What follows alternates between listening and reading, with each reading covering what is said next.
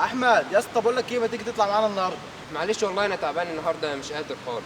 ياد ما تيجي ياد، بطل يلا شغل منوفيه ده. شغل منايفه؟ طب ايه اللي دخل المنايفه؟ انت بتفكر ازاي يا عم انت يا عم؟ والله ما انا طالع.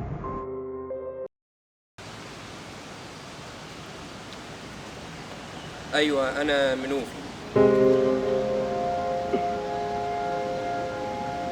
في ايام اكون منوفي، وانا عشان اكون منوفي ازعل كده وامشي من غير سبب؟ كميه الكومنتات في الفيس والكوميكس على المنايفه. دلوقتي في تليفون ب 1500 جنيه وفي تليفون تاني ب 2000 جنيه. انا رحت اشتريت ابو 1500 جنيه، فانا عشان اشتريت ابو 1500 جنيه ابقى كده منوفي؟ لا لا لا لا لا خالص. انا اشتريت ابو 1500 جنيه علشان سبب، مش علشان انا منوفي.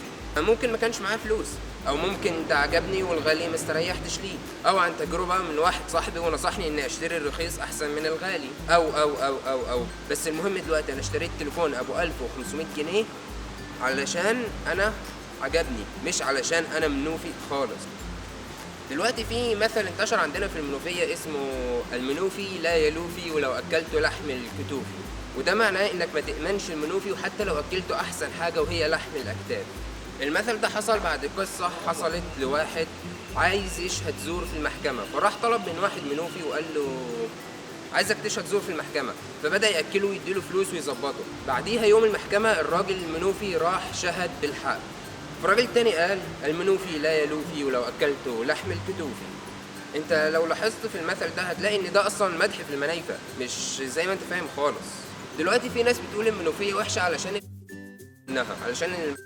او اللي احنا عارفينهم كلهم من المنوفية اغلبهم يعني. تمام، تعالوا نفترض دلوقتي ان اللي احنا عارفينهم 50 واحد، خلوهم 100 واحد. دلوقتي المنوفية فيها نسبة عدد سكان 3 مليون تقريبا و200 ألف بني آدم. يعني انت دلوقتي حكمت على تقريبا 3 مليون واحد بسبب 50 واحد بس.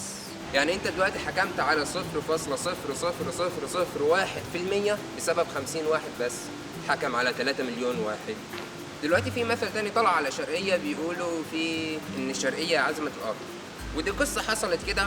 في مرة قطر اتعطل في الشرقية، فالناس بتوع الشرقية راحوا وعزموا القطر، فطلع المثل عليهم الشرقية عزمت القطر، على أساس إن ده هبل منهم، إزاي تعزموا القطر كله. بس أنت لو ركزت في المثل ده هتلاقي إن كده مدح في الشرقية، إن كده ناس الشرقية ناس كرمة وبيعزموا القطر. ما تنساش تعمل تاج لصاحبك المنوفي وتقول لي إيه رأيك في الكلام ده في الكومنتات تحت. ودلوقتي لو أنت منوفي عايزك تشير الفيديو ده علشان الناس كلها تعرف الحقيقة. دلوقتي بعض الناس بتنطبق عليهم نظريه اسمها نظريه الخلفان. صح من النوم لقى الناس كلها بتشتم في المنايفه، ده بيسب وده بيلعن، قال انا ليه ابقى مختلف عنهم؟ او حتى هو ما فكرش هو ليه المنوفيه ناس وحشه، هي ليه الناس دي كده، فبدا يشتم هو كمان وهو خروف يا خروف. ومن هنا الناس دي بدات تتكاثر وهم مش عارفين هم بيعملوا ايه. دلوقتي في بعض الناس بتشتم وتسب في المنوفيه، وما تيجي تساله وتكلمه وهو انت اتعاملت قبل كده مع حد في المنوفيه، هيقول لك لا. طب انت بتشتم فيهم ليه؟ بعض الناس تانية دلوقتي بتشتم وتسب. انت اتعاملت مع حد من المنوفيه؟ ايوه، بس اللي اتعاملت معاه ده نظامه ايه؟